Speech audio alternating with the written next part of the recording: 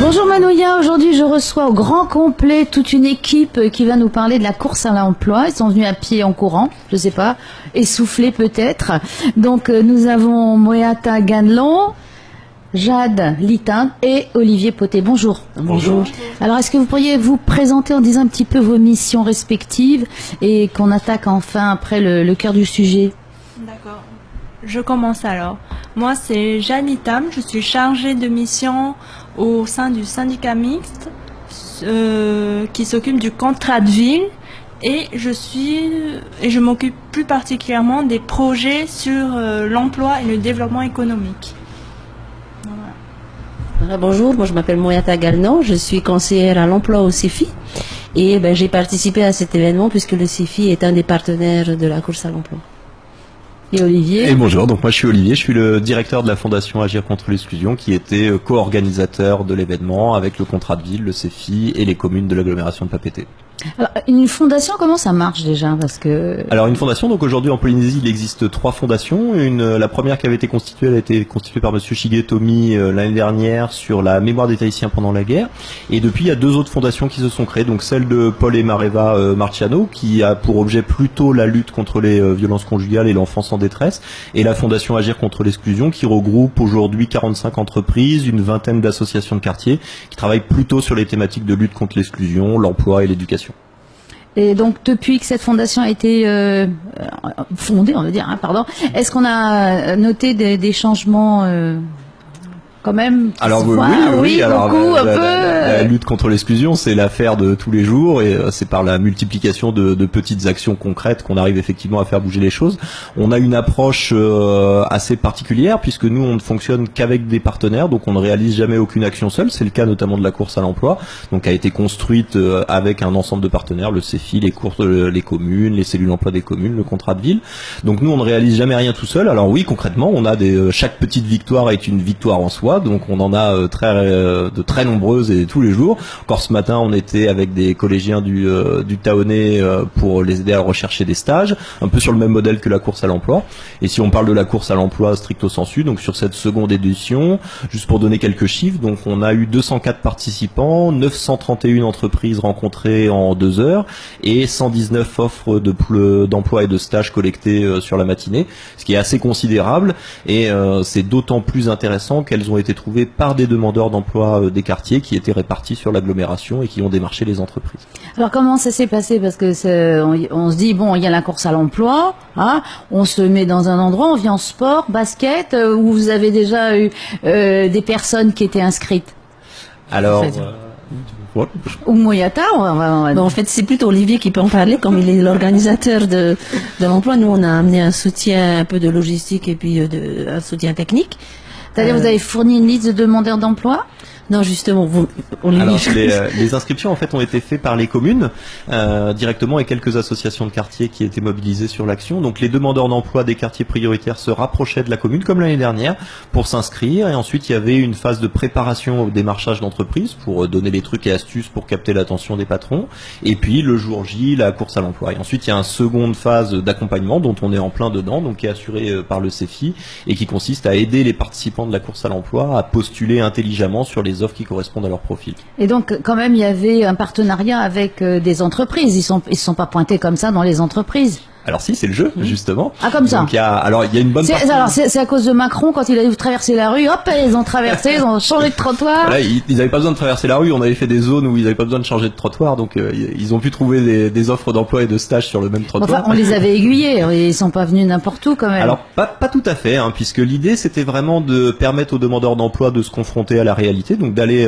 à la rencontre des entreprises, dans un cadre un petit peu plus simple que quand ils le font en individuel dans leur coin, puisque là, ils avaient des t-shirts, ils étaient préparés, ils étaient en groupe, donc l'idée c'était aussi de leur permettre de lutter un peu contre le ça fait honte, le trac que certains pouvaient avoir. Donc l'idée c'est pas non plus de trop mâcher le travail et plutôt d'armer les demandeurs d'emploi pour qu'ils soient en mesure d'aller démarcher eux-mêmes les entreprises. Donc ce qui est assez intéressant, c'est qu'au-delà de l'événement en tant que tel, eh bien on a beaucoup de participants qui nous ont fait le retour que eux ils étaient contents d'avoir participé parce qu'ils vont pouvoir reproduire ces techniques de démarchage. Mais est-ce qu'ils ont été préparés déjà? Est-ce qu'on leur a expliqué comment on faisait un CV? Ce sont des gens qui ont déjà été un petit peu aiguillés? Oui, tout à fait. Donc c'est des gens qui ont été identifiés par les communes et les cellules emploi des communes. Donc les cellules emploi des communes font déjà un gros boulot de préparation des demandeurs d'emploi sur des sites de proximité. Après, donc nous on est intervenu et Moyata nous a filé un coup de main également, notamment sur Moréa, pour préparer les participants. Alors on les a préparés sur comment démarcher une entreprise, comment choisir une offre, comment. Alors est-ce que vous leur avez, excuse-moi, je te coupe parce que sinon je pense que c'est un long fleuve.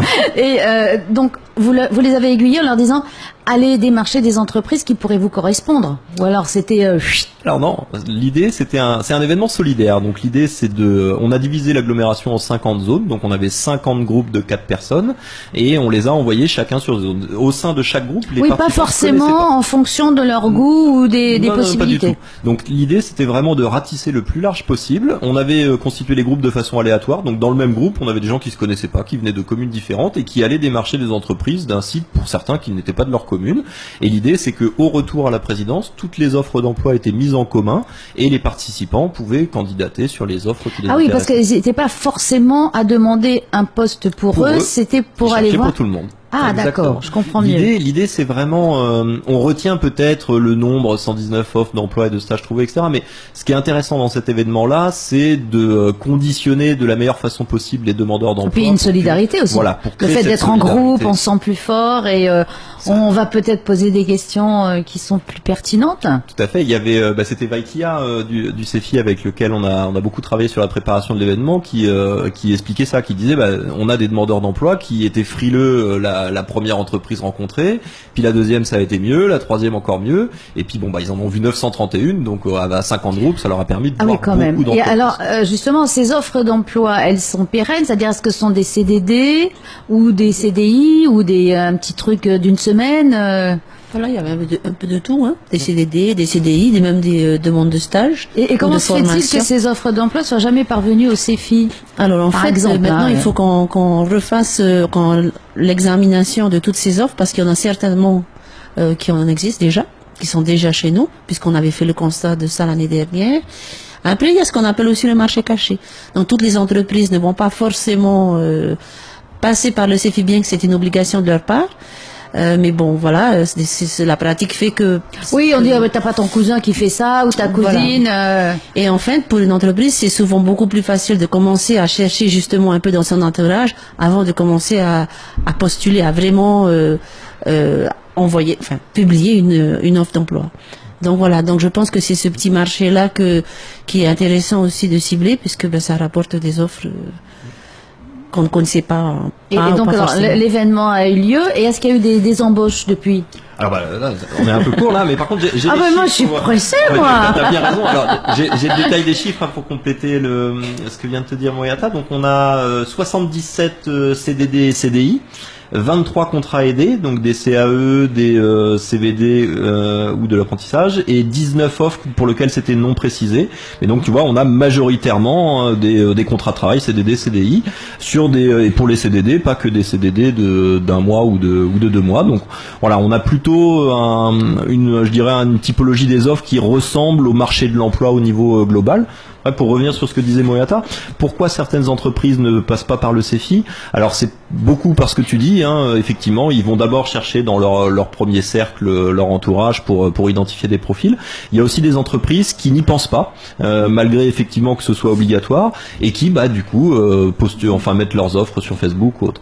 Nous, ce qu'on souhaite, c'est que le maximum d'entreprises prennent le bon pli et diffusent leurs offres au CEFI pour une raison toute simple, c'est que le demandeur d'emploi qui habite dans les quartiers, c'est un peu la double peine finalement. Il n'a pas accès, il n'a pas de réseau, donc il connaît pas les entreprises qui embauchent. Il suffit qu'il n'ait pas Internet ou Facebook et qu'il soit pas sur les réseaux sociaux, il n'est pas au courant. Donc, alors qu'il peut avoir les compétences et tout à fait être embauché. Donc c'est aussi un des objectifs de la course à l'emploi, c'est de pouvoir rencontrer un paquet d'entreprises qui n'ont pas cette bonne habitude de passer par le CEFI, et c'est tout le boulot qui est fait par le CEFI après la course pour recontacter les entreprises et essayer de ramener tout le monde sur les bonnes méthodes qui consistent à diffuser systématiquement ces offres sur le CEFI. Donc c'est un bilan positif?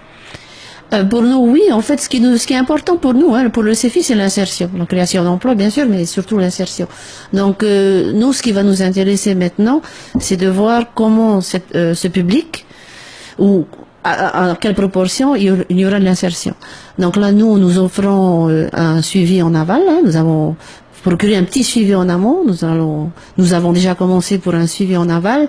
Et puis éventuellement, voilà, peut-être au fil du temps, on pourra mieux travailler en partenariat justement avec FAS et puis les autres partenaires pour arriver à booster ce public qui a été boosté grâce à l'événement et de pouvoir offrir vraiment un suivi beaucoup plus poussé pour les amener justement à l'insertion. Bien, ben alors on se retrouve dans un mois ou deux pour que vous me disiez qui a été embauché et les 100%. L'année dernière, on avait un tiers des participants qui avaient retrouvé du travail suite à l'événement, effectivement. Donc on en est plutôt satisfait.